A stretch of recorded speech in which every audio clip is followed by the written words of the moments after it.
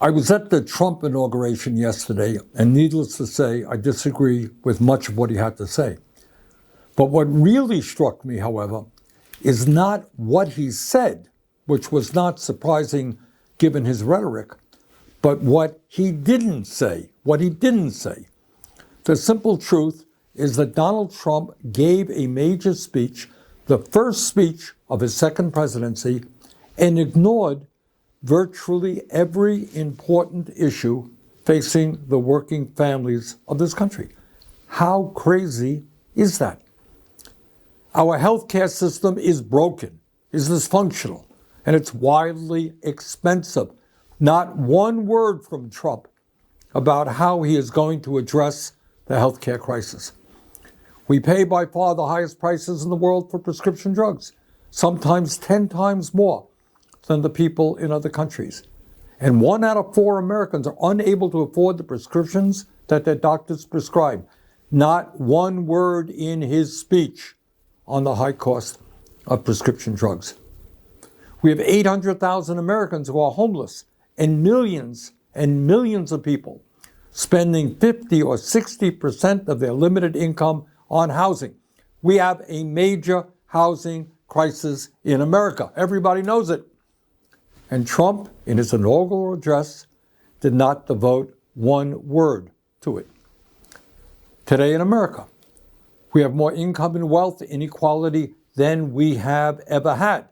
The wealthiest 3 people in America now own more wealth than the bottom half of our society. But Trump had nothing to say, not one word, about the growing gap between the very rich and everybody else. And maybe, just maybe, that's because he had those 3 people, the 3 wealthiest people in our country, sitting right behind them at his inauguration. And I should add that those 3 people, if you can believe it, and this really is unbelievable, saw their wealth increase by more than $233 billion since the November elections. How's that? $233 billion increase in wealth for the 3 wealthiest people. No wonder they were sitting right behind Donald Trump at his inauguration. They couldn't be happier. During his inaugural speech, Trump did not have one word to say about how we're going to address the planetary crisis of climate change.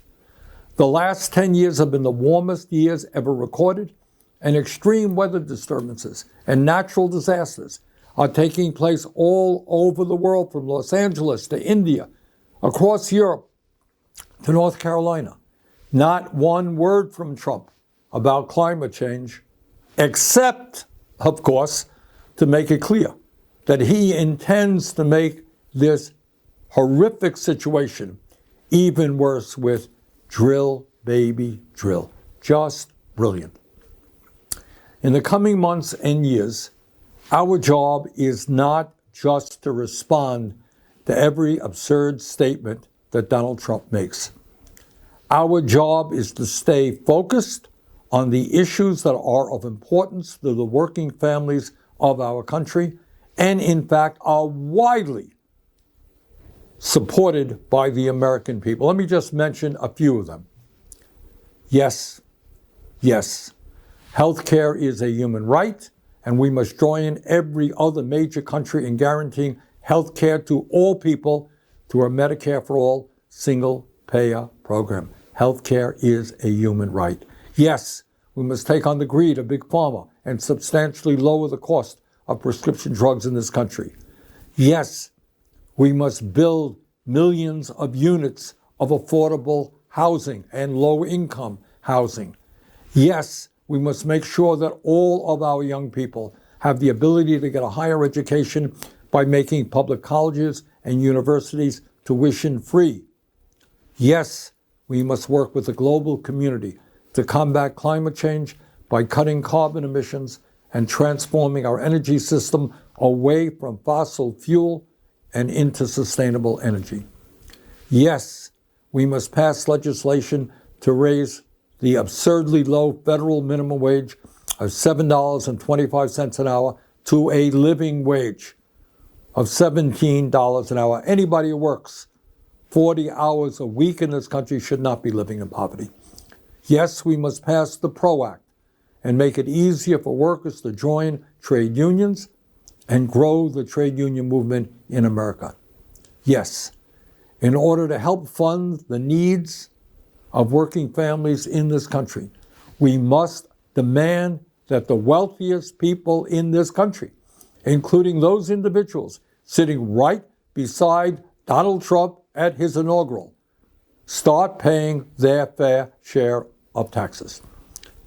Yes, we must end a corrupt campaign finance system which allows a handful of billionaires to buy elections and move us rapidly into an oligarchic form of society.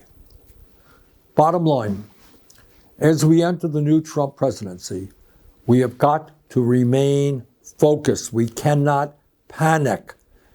No matter how many executive orders he signs, and no matter how many absurd statements he makes, our goal remains the same.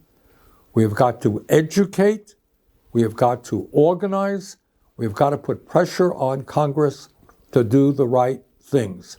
And by the way, with Republicans only holding a 3 or 4 seat advantage in the House, we can stop them time and time again if we are organized. Finally, my friends, we have got to fight to create an America based on economic, social, racial, and environmental justice. That's what we've got to work on. Let's go forward. Let's do it. Thank you.